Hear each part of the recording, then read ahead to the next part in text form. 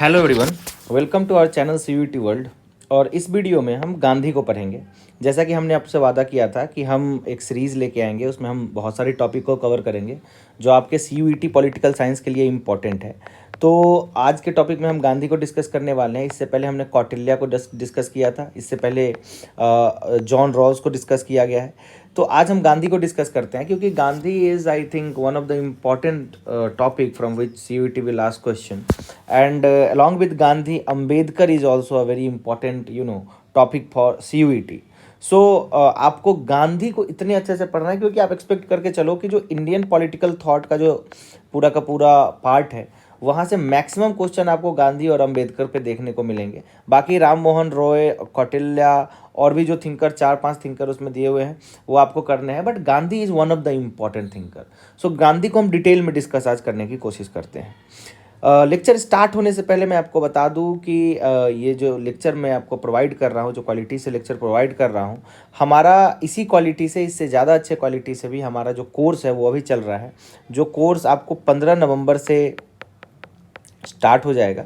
इस कोर्स में एडमिशन चल रहे हैं, तो कोर्स में अगर आप इनरोल होना चाहते हो तो आप जो नंबर यहाँ पे दिए गए हैं और वो जो डिस्क्रिप्शन बॉक्स में डिटेल दिए हुए हैं, वहाँ से आप रजिस्टर करके फिल कर सकते हो उसको। और देखो, कोर्स लेना क्यों इंपॉर्टेंट है या क्या इंपॉर्टेंट है, इसके बारे में मैं एकदम साफ साफ बता देता हूँ। मैं ऐसा नहीं है कि आपको ये बोल रहा हूँ कि आप कोर्स खरीदो तभी आपका हो सकता है। 100% आपको बिना कोर्स खरीदे भी आपका एग्ज़ाम कंप्लीट हो सकता है, कोई इसमें दिक्कत वाली बात नहीं है। एक्चुअली होता क्या है कि अभी समय आपके पास कम है, तो उस कम समय में क्या होता है कि आपको रिवीजन के लिए बहुत ज़्यादा वक्त चाहिए। तो आप अब मेन टेक्स्ट बुक नहीं पढ़ सकते। अगर आपका कंसेप्चुअल क्लैरिटी बहुत अच्छा अभी नहीं है और अभी आप अगर बहुत बारी बारी किताब पढ़ने जाओगे, तो उसका कॉस्ट बेनिफिट रेशियो बहुत कम निकलेगा।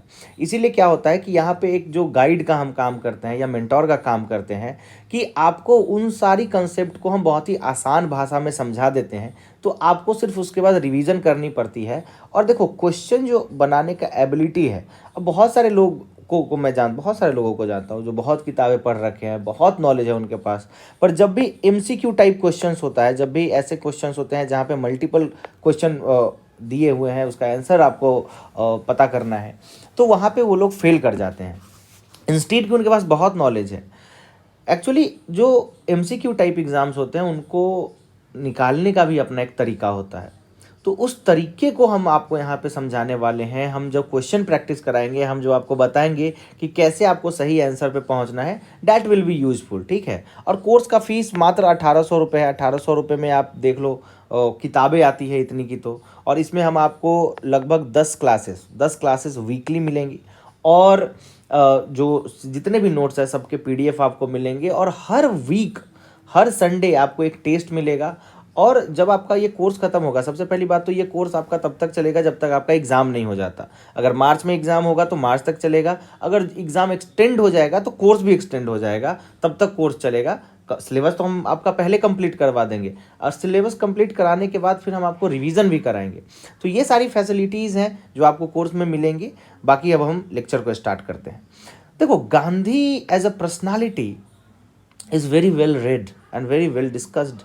देयर आर सेवरल स्कॉलर्स, बहुत सारे ऐसे विद्वान हुए हैं जिन्होंने गांधी पे अपनी किताबें लिखी है, जिन्होंने गांधी को अपना आदर्श माना है। और गांधी को एक फिलोसोफर के रूप में भी हम देखते हैं। इसीलिए एक फिलॉसफी भी है जिसको हम गांधीज़म कहते हैं। जब आप डीपीएसपी पढ़ते हो, directive principle of state policy पढ़ते हो, तो वहाँ पे हमको 3 प्रकार के डीपीएससी देखने को मिलते हैं। पहला जो डीपीएसपी है वो है सोशलिज्म, जो सोशलिस्ट प्रिंसिपल पे चल रहा है, वैसे डायरेक्टिव प्रिंसिपल है। दूसरा जो है वो है गांधीइज्म, जो गांधी की विचार थी, गांधी क्या सोचते थे, गांधी का राष्ट्र पे क्या विचार था, गांधी का सोशलिज्म पे क्या विचार था, गांधी का धर्म पे क्या विचार था, गांधी का राष्ट्र पे, जैसे मैंने आपको बताया, राष्ट्र में भी गांधी का जो राम राज्य का कंसेप्ट है, वहाँ से क्वेश्चन आ सकता है कि क्या आप गांधी के राम राज्य से क्या समझते हो। जो आज के समय में जो चीज़ें चल रही हैं रिलीजन के नाम पे, क्या गांधी उसकी बात करते थे? नहीं, बिल्कुल नहीं। गांधी का रिलीजन पे जो पूरा का पूरा डिस्कोर्स है, वो अगर आप समझोगे, तो अगर आप एक स्टूडेंट हो, मतलब कि देखो, ये तो एग्जामिनेशन पॉइंट ऑफ व्यू से हो गया इंपॉर्टेंट, ये तो है ही। another thing is that कि if you are a student of political science, if you are a student of social science, and I'll say not only social science, social science तो छोड़ दो, अगर आप सिर्फ स्टूडेंट हो, आप एक अवेयर्ड सिटीजन हो, आपको गांधी को जरूर पढ़ना चाहिए। गांधी पे बहुत क्वेश्चन हुए हैं और आज के समय में एवरीवन, आप अपने घर पे देखो, अपने आसपास देखो, everyone will say something on Gandhi. Gandhi के बारे में कुछ बुरे बोलेंगे, कुछ अच्छा बोलेंगे। आपको बहुत सारी चीज़ें इंटरनेट पे अवेलेबल हो जाएंगी जो गांधी के बारे में तरह तरह की बातें आपको सिखाएंगी। गांधी ने ये किया, उन्होंने मतलब गांधी को माना जाता है कि उन्होंने राष्ट्र का बंटवारा कर दिया, गांधी को माना जाता है कि उन्होंने हिंदुओं के खिलाफ काम करी, गांधी को समझा जाता है कि वो बहुत ज़्यादा एक उनका एक अलग टाइप का इमेज भी बनाया जाता है। कुछ कहानियाँ ऐसी रिलेटेड है जो मैं भी सुनता हूँ, मैं परेशान हो जाता हूँ, क्योंकि गांधी को समझने से पहले आपको गांधी को पढ़ना पड़ेगा। This is very important and as a literate person you have to read Gandhi. तो चलो शुरू करते हैं। और ये नोट्स, जैसा कि आप सभी बोलते हो कि इंग्लिश में और हिंदी में होने चाहिए, हमने बिल्कुल उसका ध्यान रखा है। नोट्स हिंदी और इंग्लिश दोनों में है। ये पीडीएफ भी मैं शेयर कर दूंगा और बहुत ही ज़्यादा इसमें चीज़ों पे मैंने डिस्कस किया है। तो चलो देखते हैं क्या क्या चीज़ें हैं जिसको हम गांधी के बारे में पढ़ेंगे। क्या लिख रहा है देखो कि गांधीइज्म ushered a new era in the history of political thought. It made the world believe that even the greatest political problem could be solved only by making personal sacrifices and making the opponent realize the excesses and mistake committed by him. क्या कहता है कि भाई गांधीवाद क्या है? एक विचारधारा है जिसमें आप पर्सनल सेक्रीफाइस करते हो, आप बलिदान करते हो, आप त्याग करते हो और आप उस त्याग से सामने वाले को यह समझा देते हो कि आपने गलत किया है। कहते हैं कि अगर कोई आपको एक थप्पड़ मारे तो उस थप्पड़ का जवाब थप्पड़ से देना आसान है, लेकिन उस थप्पड़ को खा के और उस सामने वाले आदमी को माफ़ कर देना और उसको ये रियलाइज़ करा देना कि गलती आपने की है मुझे थप्पड़ मांग के, और फिर वो आदमी मुझसे क्षमा मांगे या ना भी मांगे, इसको गांधीइज्म कहते हैं। So Gandhi is one of the most inspiring figure of our time, no doubt. Albert Einstein has said, आज आप इंग्लैंड में जाओ तो उनकी मूर्ति लगी है, साउथ अफ्रीका में जाओ तो उनकी मूर्ति लगी है, एंड ग्लोबल लेवल पे आज अगर इंडिया रिप्रेजेंट करता है तो Gandhi is one of the role model in that. He was the pre eminent leader of Indian nationalism in British ruled India. अब चलो गांधी के बारे में जब हम ब्रिटिश रूल की बात करते हैं, जब हम नेशनलिज्म की बात करते हैं, तो एक बात करना बहुत इंपॉर्टेंट है, that the Indian national movement, जो भारत का जो नेशनल मूवमेंट रहा है, जो आज़ादी की लड़ाई हमने लड़ी है, Indian national movement was divided, और we can divide Indian national movement in two part. One is pre Gandhi, one is post Gandhi या आफ्टर गांधी। इसको आप समझ सकते हो ऐसे। So arrival of Gandhi at this juncture, arrival of Gandhi is very important. आपको पता होगा 9 जनवरी 1915 ये वो दिन था जब गांधी जी हमारे भारत वापस लौटे थे। आपको पता होगा गांधी जी का जन्म पोरबंदर में हुआ 1969 में। जो बेसिक इन्फॉर्मेशन है, यू कैन गूगल इट, इसको लिख लो, मैं उसमें नहीं जाऊंगा, बहुत छोटी छोटी इन्फॉर्मेशन है, आप उसको देख लेना। ये भी देख लेना गांधी जी ने बैरिस्ट्री की पढ़ाई करी थी, कहाँ से करी थी, साउथ अफ्रीका क्यों गए थे, कब गए थे, किसका केस लड़ने गए थे, ये मैं आपको एक वर्क भी दे रहा हूँ यहाँ पे, जो आप एक छोटा सा इन सब के बारे में देख ले।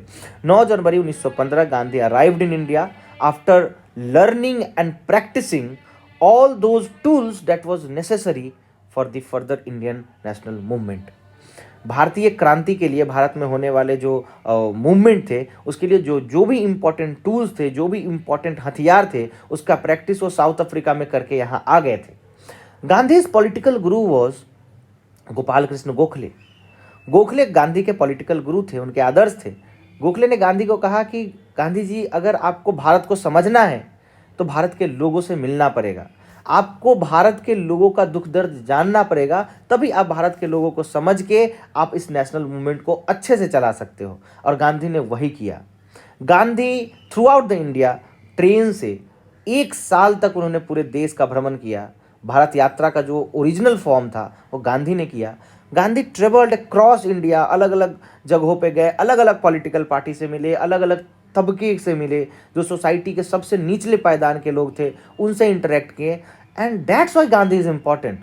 Gandhi was a mass leader before that. ऐसा नहीं है, मैं ये नहीं कहूँगा कि गांधी से पहले कोई मूवमेंट नहीं हुआ, गांधी से पहले कोई लोग नहीं थे। There were people, there were great people, चाहे वो आप लाल बाल पाल की बात करो, चाहे वो लाला लाजपत राय की बात करो, चाहे वो आप बिपिन चंद्र पाल की बात करो, अश्विनी दत्त की बात करो, अरविंदो घोष की बात करो, आप किन्हीं की भी बात कर लो, ये सारे बहुत बड़े लोग थे, बहुत बड़े लीडर थे। दादा भाई नौरोजी की बात करो, एनी बेसेंट की बात करो, they all are great people, they are great personality, they all have contributed in for India in their own capacity, in their own way. उन्होंने अपने अपने क्षमता में बहुत कंट्रीब्यूट किया है। बट गांधी में ऐसा क्या खास था? What is the single thing that made Gandhi unique was that the ability of Gandhi to connect with the masses. Gandhi की वो प्रतिभा जिससे वो मासेस यानी जो लोग हैं उससे वो मिलते थे, वो एबिलिटी गांधी के जो था, जो उनको जन नायक बनाता था, डैट एबिलिटी, वो जो क्षमता थी वो गांधी को अलग बनाता था।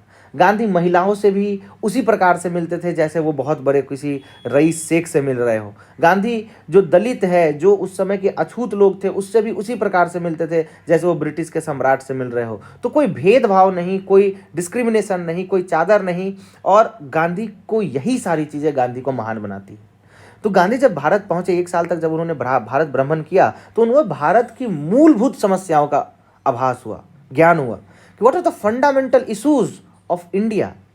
उन्हें पता चला इंडिया में लोग सिर्फ अंग्रेजों से परेशान नहीं हैं, इंडिया में लोग इंडियन से भी परेशान हैं, इंडिया में लोअर कास्ट अपर कास्ट से परेशान है, इंडिया में जो जमींदार है उससे वहाँ के टीनेंट, वहाँ के रयोट्स, वहाँ के जो खेती करने वाले मजदूर हैं वो परेशान हैं। और गांधी को ये चीज़ें एड्रेस करनी थी। तो गांधी, अगर आप देखोगे, जो मैं अभी आपको मूवमेंट बताऊंगा, गांधी अब इवन अपने दोस्त से लड़े। अहमदाबाद जो मिल था वो गांधी के दोस्त का मिल था, वहाँ पे गांधी अपने दोस्त से लड़े और उन्होंने जो लेबर्स है, जो मजदूर है, उनके हक के लिए लड़ाई लड़ी। That was very much that is the most important thing I think about Gandhi. So Gandhi arrived in India. Gandhi attended session, Lucknow session जो हुआ था, जो भाईचारा का हम बोलते हैं, जो हिंदू मुस्लिम यूनिटी का एक बहुत बड़ा इम्पॉर्टेंट स्टेप रहा है, गांधी ने उसको अटेंड किया। और सबसे पहला मूवमेंट जो गांधी ने किया वो किया चंपारण में। चंपारण का मूवमेंट गांधी को बहुत ही ज़्यादा नेशनल लाइट में लेके आता है। नेशनल लाइट में जो है गांधी चंपारण मूवमेंट से आते हैं। गांधी पहले भी फेमस थे, पर चंपारण का movement was the first movement जहाँ पे ब्रिटिशर्स को झुकना पड़ा, जहाँ पे ब्रिटिशर्स ने अपने जो उनका एक प्राउड था उसको तोड़ के, और वहाँ पे रूल जो है वो प्रोटेस्टर्स के साथ लेके चले। वो प्रोटेस्टर जो प्रोटेस्ट कर रहे थे उनके कदमों पे उनको झुकना पड़ा। तो that's why Champaran is important. Champaran जो है 1917 में हुआ था, याद रखना। और उसके बाद होता है खेड़ा, उसके बाद होता है अहमदाबाद। तो इसको CAKE केक से याद करते हो, चंपारण, अहमदाबाद और खेड़ा। चंपारण आपका 1917 में होता है, खेड़ा आपका 1918 में होता है, और जो अहमदाबाद जो मिल है वो 1918 में होता है, और खेड़ा भी 1918 में ही होता है। आगे पीछे मंथ का वाइज है, लेकिन पहले हुआ आपका चंपारण, फिर हुआ खेड़ा, फिर हुआ अहमदाबाद। तो ये इसको आप याद, सॉरी ये गलत हो गया, पहले हुआ आपका CAKE है ना, तो चंपारण, फिर हुआ आपका अहमदाबाद, फिर हुआ आपका खेड़ा मूवमेंट। तो ये बहुत इंपॉर्टेंट है। दूसरा क्या, कौन सा बहुत इंपॉर्टेंट मूवमेंट है, ये क्वेश्चन आता है कि गांधी ने दूसरा इंडिया लेवल का जो मूवमेंट किया था, जो पूरे भारत में चला, ये तो चंपारण में हुआ, अहमदाबाद में हुआ, खेड़ा में हुआ, वो मूवमेंट कौन था? तो यहाँ पे लोग कंफ्यूज हो जाते हैं, सब कहते हैं कि सर वो नॉन कॉपरेशन मूवमेंट था। नहीं, नॉन कॉपरेशन मूवमेंट नहीं था। नॉन कॉपरेशन मूवमेंट से पहले भी रॉलेट सत्याग्रह चलाया था गांधी ने, और वो Rowlatt Satyagraha was the first Indian level, पूरा जिसको हम पैन इंडिया मूवमेंट कहते हैं गांधी का, वो ये था। तो गांधी को पढ़ने से पहले ये बेसिक इन्फॉर्मेशन जानना बहुत ज़रूरी था। और अब क्योंकि हम हिस्ट्री नहीं पढ़ रहे हैं, पॉलिटिकल साइंस पढ़ रहे हैं, हम पॉलिटिकल फिलॉसफी पढ़ रहे हैं, हमको गांधी से ज़्यादा गांधीइज्म पढ़ना है, गांधीवाद पढ़ना है, तो अब हम डिटेल में नहीं जाएंगे, अब हम बात करेंगे गांधीवाद की। और अब क्या है, employing a non-violent civil disobedience, Gandhi led India to independence and inspired movement for non-violence, civil right, freedom across the world. Gandhi का मानना था कि देखो, अगर हम इस जीत को लड़ाई से जीते, वायलेंस से जीते, तो वो जीत में भी हमारी हार है, क्योंकि जो जीत बुरे रास्ते पे चल के मिली है उसका अंत भी बुरा ही होगा। गांधी ये मानते थे। गांधी कहते थे कि अगर आपका मीन्स, कहने का मतलब कि आपका जो संसाधन है, आपका जो रास्ता है, अगर वो रास्ता खराब है, और भले ही आपका इंड कितना भी अच्छा हो, ये इंड इस रास्ते के कारण इम्पैक्ट होगा। और इसका बहुत अच्छा एग्जाम्पल आपको मिलता है कि जितने भी देशों ने क्रांति लड़ी, जितने भी देशों ने वायलेंट क्रांति लड़ी, उस देश में सत्ता जो रही है वो बहुत वायलेंट रही है। इंडिया एक ऐसा ग्लोबल साउथ, आप लोगों को ग्लोबल साउथ का मतलब पता होगा, नहीं तो मैं आपको बता देता हूँ ग्लोबल साउथ क्या है। कि जो ग्लोबल नॉर्थ कहने का मतलब जो बड़े देश है, जो डेवलप्ड देश है, जिन्होंने रूल किया, अमेरिका, यूरोप वगैरह, ये सारे जो जिनकी इकॉनमी बहुत ज़्यादा हो गई, बहुत अच्छी हो गई, उनको ग्लोबल नॉर्थ बोलते हैं। और ये जितने भी ग्लोबल डेवलपिंग कंट्रीज़ हैं उनको हम ग्लोबल साउथ बोलते हैं। तो कोई भी पोस्ट कॉलोनियल कंट्रीज़ को बोल दो या ग्लोबल साउथ बोल दो, ये जितने भी ऐसे देश हैं जहाँ पे हुकूमत रही है, चाहे वो ब्रिटेन की रही हो, चाहे वो फ्रांस की रही हो, जर्मनी की रही हो, जिन्होंने भी वायलेंट तरीके से अपनी आज़ादी ली है, वहाँ पे जो सत्ता रही है, वहाँ की जो सरकार रही है, उन्होंने भी वहाँ पे डेमोक्रेसी, प्रजातंत्र वगैरह लाने नहीं दिया है, वहाँ पे उन्होंने भी प्रॉब्लम किया है। लेकिन भारत को आप देखो, India I think is one of the greatest country, अगर मैं इसको कहूँ तो, क्योंकि इंडिया में कोई सत्ता परिवर्तन ऐसे नहीं हुआ, कोई डिक्टेटोरियल रिजीम नहीं आई। हाँ, इंदिरा गांधी के समय में आप कह सकते हो कि चीज़ें बहुत ख़राब हो गई थी, पर वो ख़राब एक नियम में ही था, इमरजेंसी लगी थी, पर उसके बदले में आप देखो संपूर्ण क्रांति भी हुई थी। सो डैट संपूर्ण क्रांति, वो जो क्रांति हुई, वहाँ पे भी कहीं ना कहीं गांधी का एक बहुत बड़ा रोल है। तो डैट्स वाई नन वायलेंस का तरीके से जीतना बहुत इंपॉर्टेंट था। For Gandhi non violence was the most suitable reply for violence and force. He wanted to establish ideal society in which panchayati raj based on real democratic principle was flourished. और यहाँ पे आपको गांधी के स्टेट का कंसेप्ट भी समझना पड़ेगा। स्टेट मतलब राष्ट्र। तो क्या गांधी बहुत बड़े राष्ट्रवादी थे? बिल्कुल, गांधी बहुत बड़े राष्ट्रवादी थे, पर वो राष्ट्र यानी स्टेट को पावर, शक्ति देने के पक्ष में नहीं थे। वो ये नहीं कहते थे कि आप स्टेट को पावरफुल बना दो। वो कहते थे कि अगर स्टेट पावरफुल होगा तो वो अपने ही नागरिकों पे जुल्म करेगा। इसीलिए गांधी बात करते थे कि आप पंचायती राज की बात करो, आप ग्रास रूट डेमोक्रेसी की बात करो, आप बात करो कि एकदम जिला के नीचे जो पंचायत है, उसके नीचे जो लोग हैं, उनके हाथों में अधिकार हो, वो अपना डिसीजन खुद के लिए ले पाए। This was the idea of state and idea of nation for Gandhi, that realize in panchayati raj, the real democratic principle. चलो, अब हम गांधी का कुछ व्यूज़ पढ़ेंगे, चाहे जैसे गांधी का व्यू हो गया ट्रुथ पे, गांधी का व्यू हो गया स्टेट पे, गांधी का व्यू हुआ नॉन वायलेंस पे, गांधी सोशलिज्म पे क्या कहते हैं, गांधी का व्यू जो है स्टेट पे, जैसे मैंने आपको बताया अभी, गांधी का व्यू के हम फिर बात करेंगे राम राज्य पे, फिर हम गांधी का जो ट्रस्टीशिप का कंसेप्ट है उसको डिस्कस करेंगे, फिर हम गांधी जी का जो सर्वोदया का कंसेप्ट है उसको डिस्कस करेंगे। और ये सारी चीज़ों को डिस्कस करने में हो सकता है ये वीडियो थोड़ा लंबा भी बने, मैं कोशिश करूँगा वीडियो को छोटा रखने का, क्योंकि बहुत लंबा हो जाएगा तो थोड़ा हेक्टिक होता है। नहीं तो मैं इस वीडियो को 2 पार्ट में कर दूंगा, कोई दिक्कत वाली बात नहीं है, पर गांधी को हम बहुत डिटेल में पढ़ेंगे, ठीक है। अब बात करते हैं गांधी जी का क्या व्यू था सच पे, what is truth for Gandhi. आराम से समझो, देखो हिंदी में ये सारी चीज़ें लिखी, देखो इंग्लिश पढ़ रहा हूँ क्योंकि बहुत सारे ऐसे लोग हैं जो साउथ इंडिया से है, तो उनको हिंदी बिल्कुल नहीं आती, पर हमें पता है कि हमारे जो भी ऑडियंस है वो हिंदी इंग्लिश दोनों अच्छी तरीके से जानते होंगे। अगर जिनको हिंदी में थोड़ी भी दिक्कत है तो इंग्लिश में थोड़ी भी दिक्कत है तो हिंदी यहाँ लिखा हुआ है, आप बेशक इसको पढ़े। बाकी मैं जो चीज़ें बता रहा हूँ वो हिंदी में ही बता रहा हूँ। देखो गांधी का ट्रूथ पे क्या व्यू था। देखो, truth is the most cardinal principle of Gandhism. सबसे ज़्यादा इंपॉर्टेंट सच है, बिना सच के आप कुछ नहीं कर सकते। So Mahatma Gandhi was a worshipper of truth. He believe that there is no good higher than truth. Truth is God and God is truth. सच ही सब कुछ है। झूठ बोल के अगर आप कोई अच्छा काम भी कर रहे हो तो वो झूठ जो है, वो काम है, वो अल्टीमेटली खराब हो जाएगा। ये गांधी का मानना था। So he searched for truth throughout his life. He named his autobiography My Experiment with Truth. आपने पढ़ा होगा, नहीं पढ़ा तो जरूर पढ़ो। गांधी का ये जो किताब है माई एक्सपेरिमेंट विद ट्रूथ, आपको बिल्कुल पढ़ना चाहिए। 2 किताबें तो बिल्कुल पढ़नी चाहिए, पहला हिंद स्वराज, गांधी को अगर समझना है तो, और दूसरा my experiment with truth. So truth has a great deal of metaphysical, ethical, practical and even emotional significance for him. He achieved many success by following the path of truth. सच के रास्ते पे उन्होंने बहुत सारा चीज़ अचीव किया। He did not give up the path of truth even in the times of failures. जहाँ पे वो फेल हो गए फिर भी उन्होंने सच को नहीं छोड़ा। So Gandhi accepts the fundamentality or primacy of the concept of truth over non-violence, Satyagraha, God, etc.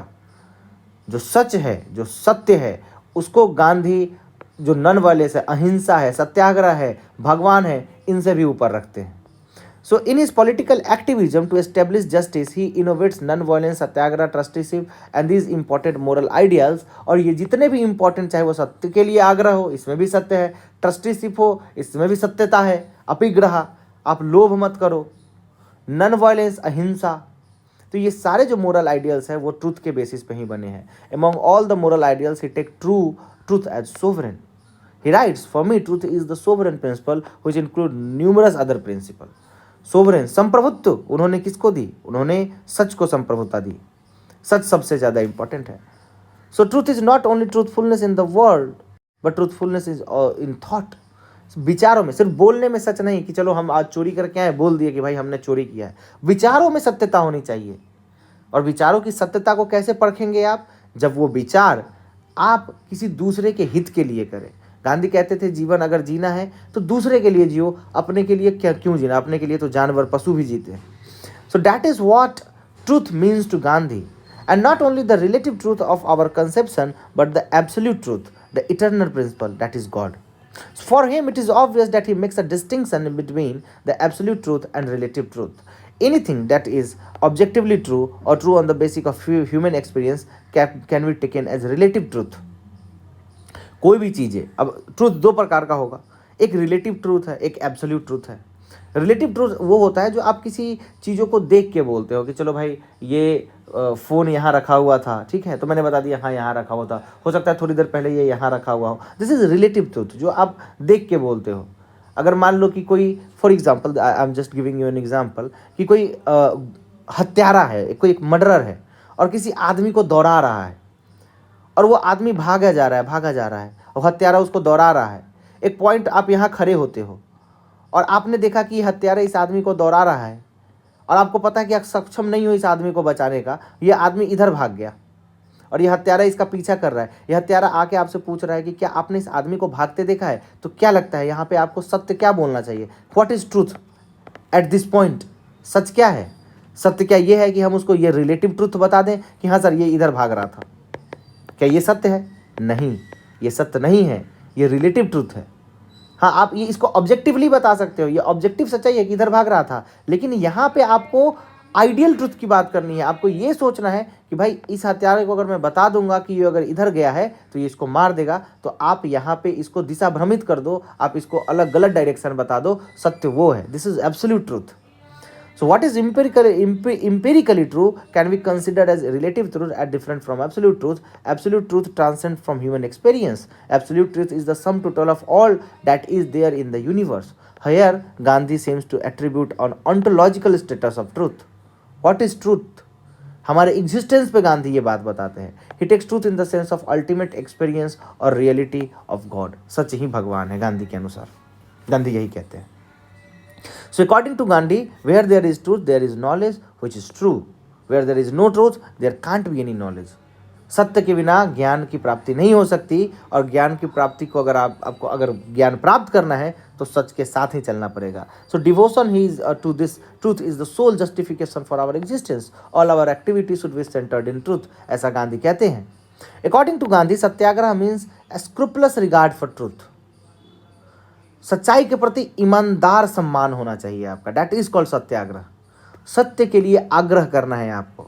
हो सकता है वो लॉ खराब हो, वो लॉ खराब है, वो नियम खराब है जो बना है, ये सत्य आपको बताना है, इसके लिए आग्रह करनी है. और अगर लॉ के खिलाफ आपको बैठना पड़े, धरना देना पड़े, हाँ, उसमें अहिंसा होनी चाहिए, उसमें आपको किसी को नुकसान नहीं पहुंचाना है. गांधी कहते हैं कि अगर कोई आदमी बुरा है तो आप उस आदमी से नफरत ना करो, बल्कि उसके बुराई से नफरत ना करो, उसको हटाने की कोशिश करो.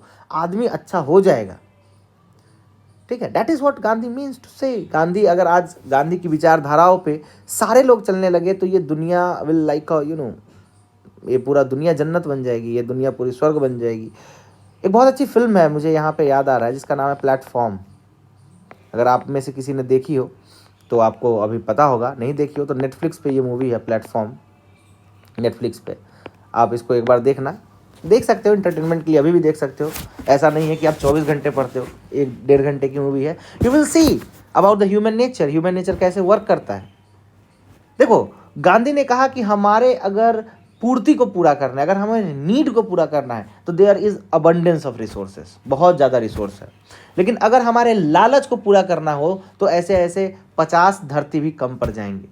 और अब देखो आज वो हो रहा है. हमारा ये क्या है? लालच ही है, हमारा ये ग्रीड ही है कि आज किसी के पास अरबों खरबों पता नहीं कितने मिलियन बिलियन ट्रिलियन डॉलर है, हम लोग बोल भी नहीं पाते हैं। ऐसा सुनते हैं कि अंबानी साहब के पास कितना लाख करोड़ रुपया, लाख करोड़ यानी करोड़ रुपए को लाख बार रखना पड़ेगा। डैट जाइंट मैमूथ अमाउंट, ये जो इतना बड़ा अमाउंट है, इतना बड़ा अमाउंट है, ये क्या है? ये कहाँ से आया है? क्या ये नीड है? क्या अंबानी, अदानी या ऐसे जितने भी रईस लोग हैं, इतने जैसे भी विलेनियर्स है, क्या इनका नीड है ये पैसा? ये इनका ऐसा मैंने डाटा सुना था कि अगर गांधी लाइक डेली 5 लाख रुपए खर्च करे तो उसको कितने लाख लगेंगे, कितने लाख साल लग जाएंगे अपने सारे पैसों को ख़त्म करने में। तो क्या गांधी जो यहाँ पे कहाँ यूज होते हैं गांधी? यहाँ पे सोशलिज्म में गांधी क्यों, कैसे इस्तेमाल होंगे? देखो, तो क्या ये जो ग्रीड है, क्या ये ग्रीड सच है? अगर ये इसको डिस्ट्रीब्यूट करते हैं आप, तो आपको रोड पे गरीब ना मिलते, आपको ऐसे लोग ना मिलते जो भूखे सो रहे हो, जो भूख से मर रहे हो। ये ग्रीड ही है, नीड तो नहीं है। नीड क्या है हमारा? What is the need? What is the common need? जो हमारा नीड है कि हमें अच्छा खाना मिले, हमें रहने के लिए एक ढंग का घर मिले, हमें अच्छा कपड़ा मिले, ठीक है, थोड़ा सा और कंफर्ट मिले तो हम चलने के लिए, चलो भाई गाड़ी भी ले लिए, ये सारी चीज़ें। खैर गांधी इन सब चीज़ के विरोध में है। गांधी तो पूरा का पूरा टेक्नोलॉजी और इंडस्ट्री के विरोध में है, लेकिन अभी के हिसाब से मैं आपको बात कर रहा हूँ, तो अगर ये बात करें तो हो सकता है। लेकिन नहीं, हमारा ग्रीड पल पल बढ़ता है। जब हमारे पास 50,000 होता है, हम सोचते हैं लाख हो जाए, लाख होता है 2 लाख हो जाए, 2 लाख होता है तो 5 लाख हो जाए, और 5 लाख से भी हमारी ज़रूरतें पूरी नहीं होती, हमारा ग्रीड पूरा नहीं होता। So that is where you have to understand Gandhi. अगर आपको जीवन में सेटिस्फाइड लाइफ जीना है तो आपको गांधी को समझना पड़ेगा। सो that is what Gandhi means. Gandhi का नॉन वायलेंस पे व्यू आपको पता ही है। अहिंसा परमो धर्म, अहिंसा is the only thing that Gandhi wants.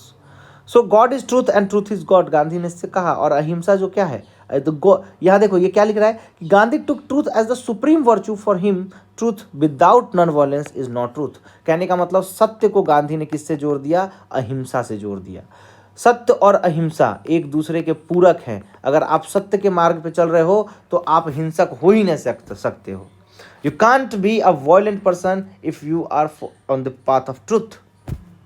So that is what non violence means. Non violence के बिना, गांधी ने, आपको पता होगा कि जो चौरी कांड हुआ उसके बाद गांधी ने पूरा का पूरा मूवमेंट वापस ले लिया।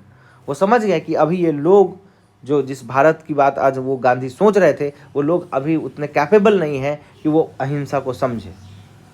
सो नॉन वायलेंस पे गांधी का यही व्यू था कि आप किसी दूसरे को हार्म ना करें, दूसरे को इंजर ना करें, बल्कि आप दूसरे को मदद करें। अगर कोई क्रिमिनल है, अगर कोई आपको कुछ बुरा भला बोल रहा है, तो आप उस पर दया दिखाओ कि अरे देखो ये किसी चीज़ से ग्रसित है, एक बीमारी है, इसको, उस बीमारी को ठीक करना है, ना कि आपको उस आदमी को एलिमिनेट करना है। That is important. That is very important from Gandhi's point of view. So Gandhi's ultimate aim of non-violence is even to love the so-called enemies. To him, non-violence is the law of our species as violence is the laws of brute. जो brute है, जो जानवर है, violence उनका नियम है, इंसानों का नहीं। सोशलिज्म पे गांधी का व्यू इंपॉर्टेंट हो जाता है। सोशलिज्म क्या है? एक इकोनॉमिक सिस्टम है सोसाइटी का, जहाँ पे ऑनरशिप जो होगा या जो मीन्स ऑफ प्रोडक्शन होगा वो कोऑपरेटिव मैनेजमेंट ऑफ सोसाइटी से चलेगा। कहने का मतलब हमारे सोसाइटी में जो भी चीज़ों का प्रोडक्शन होता है वो किससे होता है? वो मोड ऑफ प्रोडक्शन से होता है। कहने का मतलब इंडस्ट्री मोड ऑफ प्रोडक्शन, या जिसको हम मीन्स ऑफ प्रोडक्शन भी बोलते हैं, मीन्स ऑफ प्रोडक्शन। अब जो सोशलिस्ट हैं वो कहेंगे कि देखो भाई, ये मीन्स ऑफ प्रोडक्शन अगर किसी प्राइवेट के हाथ में होगा तो वो क्या करेगा? जितना भी सरप्लस वैल्यू है वो अपने पास रख लेगा, और वो अपने पास रख लेगा तो वो अमीर होता जाएगा, और उसके यहाँ जो काम करेंगे वो गरीब ही रहेंगे। सोसाइटी जो सोशलिस्ट है वो कहते हैं कि जो मीन्स ऑफ प्रोडक्शन है इसका कोऑपरेटिव मैनेजमेंट होना चाहिए या कॉमन ऑनरशिप होना चाहिए। कॉमन ऑनरशिप होगा तो क्या होगा कि मीन्स ऑफ प्रोडक्शन से जो चीज़ें प्रोड्यूस होंगी वो जो लोगों में डिस्ट्रीब्यूट होंगी, इसमें कोई सरप्लस वैल्यू नहीं होगा, और अगर जो वैल्यू इससे निकलेगा भी तो वो लोगों में बंट जाएगा, तो कोई भी लोग गरीब नहीं रहेंगे। ये सोशलिज्म कहता है।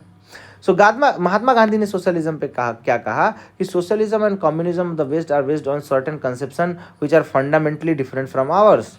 One such conception is their belief in essential selflessness of human nature. Gandhi ji ये बात कहते हैं कि जो वेस्ट है, जो यूरोप और अमेरिका का सोशलिज्म है, उसका जो बेसिस है, उसका जो आधार है, वो आधार मानव का जो सेल्फिश नेचर है उसमें रहता है।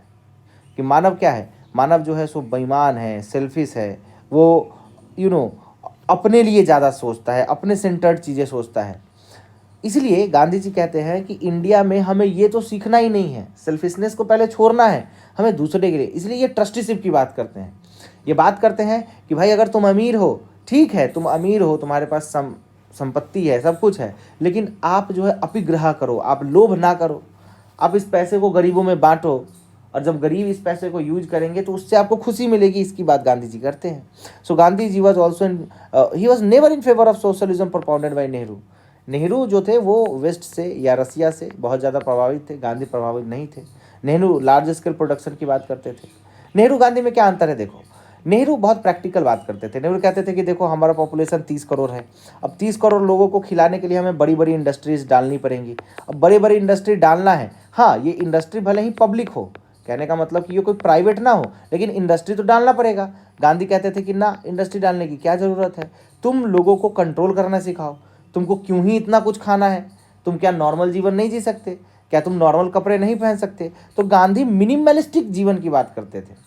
गांधी बात करते थे कि मिनिमम रिसोर्स से मैक्सिमम लोगों को कैसे फ़ायदा पहुंचे। नेहरू बात करते थे कि नहीं, जो इंडस्ट्री है वो तो लगेगी, प्रोडक्शन तो बहुत ज़्यादा होगा, हाँ इस प्रोडक्शन का फ़ायदा किसी एक इंडिविजुअल को नहीं होगा। तो ये सोशलिज्म जो है, ये वेस्टर्न वर्जन ऑफ सोशलिज्म है। गांधी के अनुसार सोशलिज्म होना चाहिए कि लोग खुद पे कंट्रोल करना सीखें, और अगर आप खुद पे कंट्रोल सीख गए तो ऑटोमेटिकली रिसोर्स बचेगा और फिर उस रिसोर्स से लोगों की भलाई होगी। So according to Gandhi, socialism does not refer to nationalization of the means of production, distribution, exchange, but faith in God, truth, non-violence, equality. So in simple terms, Gandhian socialism is based on the idea of non-possession and trusteeship. आप क्यों poses कर रहे हो कोई, आप कोई चीज़ रखो ही ना, ठीक है। बहुत सारे लोग होते हैं, मैंने बहुत यूट्यूब पे और सोशल मीडिया पे और अपने रियल लाइफ में भी बहुत सारे लोगों को देखा है जो बात कहेंगे कि देखो हम तो बहुत सिंपल रहते हैं, हम तो चप्पल रखते हैं, लेकिन उनके बैंक अकाउंट में देखो तो हज़ारों करोड़ रुपए हैं। बहुत सारे टीचर हैं अभी के डेट में आपको मिलेंगे, सोशल मीडिया पे दिखेंगे चप्पल में घूमते हुए। हम तो कार भी बहुत सस्ता खरीद रहे हैं, लेकिन क्या कर रहे हैं, एक्यूमुलेट कर रहे हैं वेल्थ। वो सिंपलनेस नहीं, नन पोसेशन का मतलब वो नहीं होता है कि आप दिखा रहे हो कि बहुत सिंपल हो, लेकिन आपने रखा है हज़ारों करोड़ रुपया दबा के। No, that is not the meaning. Meaning क्या है नॉन पोसेशन का, कि अगर आपके पास धन है भी तो आप उसको डिस्ट्रीब्यूट करो, आप उसको गरीबों में बांटो। That is what Gandhi mean by trusteeship. So Gandhian socialism was humanitarian in nature, मानवीय था। It cared for the poor and was moral code of personal conduct. That जो इकोनॉमिक आइडियोलॉजी होनी चाहिए वो कैसी होनी चाहिए, जो गांधी कहते हैं कि आपको अगर पॉलिसी बनानी है, if you want to make a policy, अगर आपको एक लॉ बनानी है तो आपको ये देखना है कि क्या उस लॉ से, क्या उस पॉलिसी से जो सबसे गरीब तबका है सोसाइटी का उसको बेनिफिट मिल रहा है। और अगर उसको बेनिफिट मिल रहा है देन वो लॉ बनाओ, लॉ ज़रूर बनाओ। और अगर उसको बेनिफिट नहीं मिल रहा है, उसको घाटा हो रहा है, वो लॉ ना बनाओ। So to Gandhi my concept of socialism, Gandhi क्या कहते हैं कि my concept of socialism implies that people should be self reliant, that is the only way they can be prevented from being exploited. अगर आदमी दूसरे पे आश्रित रहेगा तो उसका एक्सप्लॉइटेशन, उसका शोषण होगा। लेकिन अगर आदमी खुद पे रिलायंट हो, अगर हम अपना काम खुद करें, तो गांधी यही मानते थे। गांधी क्यों विलेज इकोनॉमी की बात करते थे? गांधी कहते हैं कि हर विलेज को सेल्फ सफिशिएंट होना चाहिए, हर विलेज का अपना एक एग्रीकल्चर हो, हर विलेज अपना कपड़ा बनाए, हर विलेज अपने जितने भी ज़रूरत की सामानें हैं, जो बेसिक नेसेसिटी की चीज़ें हैं, उसका प्रोडक्शन विलेज में ही हो, तो किसी को कोई दिक्कत ही नहीं होगी। So I have been trying to persuade the worker that if the capitalists have their gold and silver, we have our hand and feet. These two are asset. A capitalist will never be able to carry on without labor.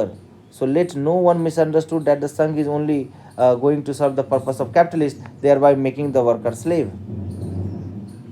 Gandhi लिखते हैं कि the basis of socialism is economic equality. भाई economic equality होना चाहिए, और राम राज जो है वो बिना इकोनॉमिक इनइक्वालिटी के नहीं आ सकता। So socialism is a beautiful word, and so far I am aware in socialism all the member of society are equal. Now none low, none high. Society यही चीज़ होनी चाहिए। सोशलिज्म कहने का मतलब कि सोसाइटी का कोई भी व्यक्ति नीचे ना हो, कोई भी व्यक्ति ऊपर ना हो। अब गांधी का स्टेट पे, राष्ट्र पे क्या है? गांधी राष्ट्र को सोललेस मशीन कहते हैं, बोलते हैं वेस्टर्न टाइप ऑफ जो स्टेट है, राष्ट्र है, उसको नहीं मानेंगे। जो राष्ट्र है उसको पावर नहीं देना है। The individual has a soul but the state is soulless machine. The state can never be weaned away from violence to which owes its own existence. आप स्टेट से उसका वायलेंस नहीं छीन सकते। स्टेट बिना वायलेंस का रह ही नहीं सकता। स्टेट पुलिस क्यों मेंटेन करता है? स्टेट मिलिट्री क्यों मेंटेन करता है? क्योंकि स्टेट बिना वायलेंस के रह ही नहीं सकता। इसलिए गांधी स्टेट के खिलाफ थे। It can never be weaned away. So Gandhi repudiated the state on historical, moral, philosophical basis.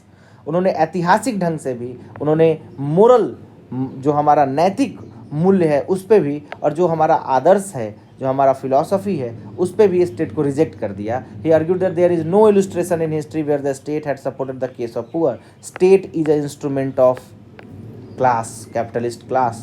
State is based on force and its order are enforced with coercive force.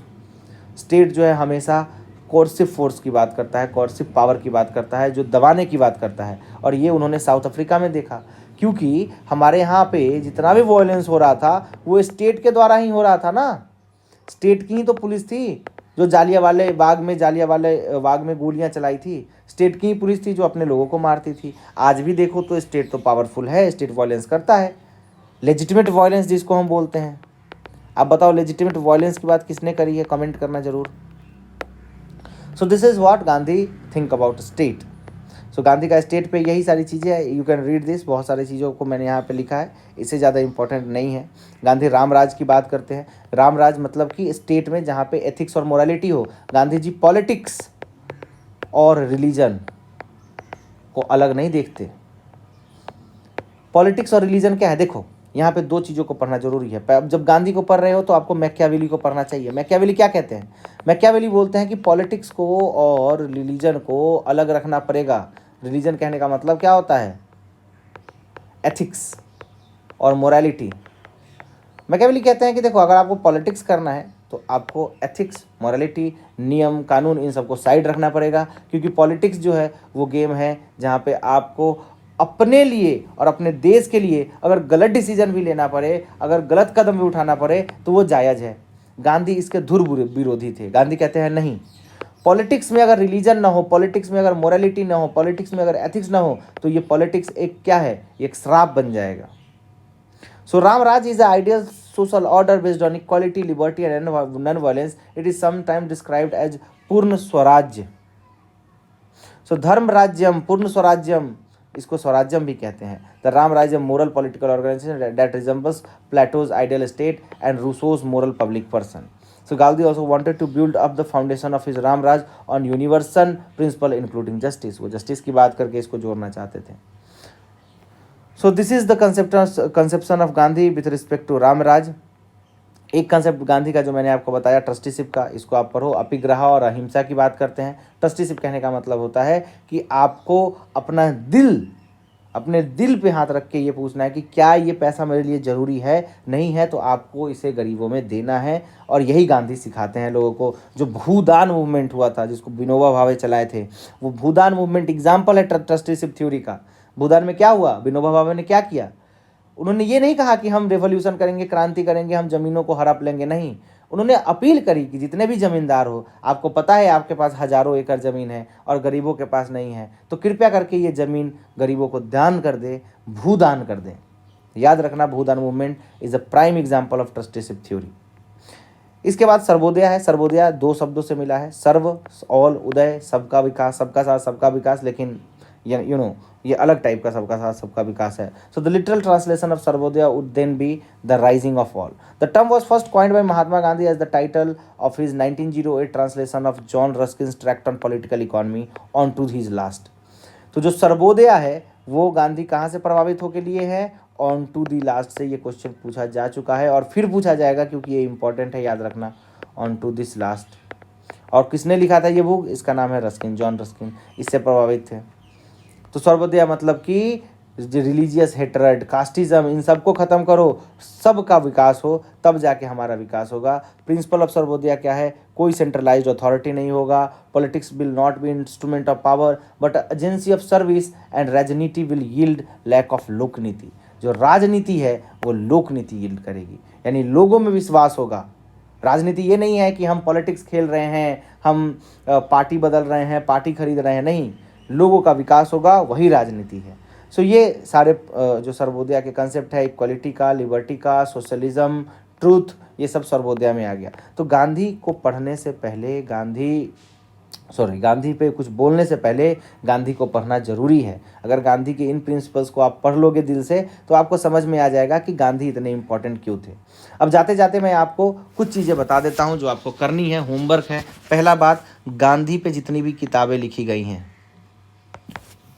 क्या बोल रहा हूँ, गांधी पे जितनी किताबें लिखी गई हैं वो सारी किताबें देख लेना। नेट जेआरएफ का प्रीवियस ईयर क्वेश्चन करोगे, वहाँ पे आपको मिल जाएगा बहुत सारे, आपको नेट जेआरएफ के जब भी आप पेपर सॉल्व करोगे तो वहाँ पे आपको मिल जाएगा गांधी पे लिखी हुई गई बहुत सारी किताबें जो अलग अलग राइटर्स ने लिखी है, वो रट लेना है। गांधी के द्वारा लिखी गई किताब रट लेना है। कंसेप्ट मैंने यहाँ पे पढ़ा ही दिया, कंसेप्ट से क्वेश्चन आएगा, छूटेगा नहीं।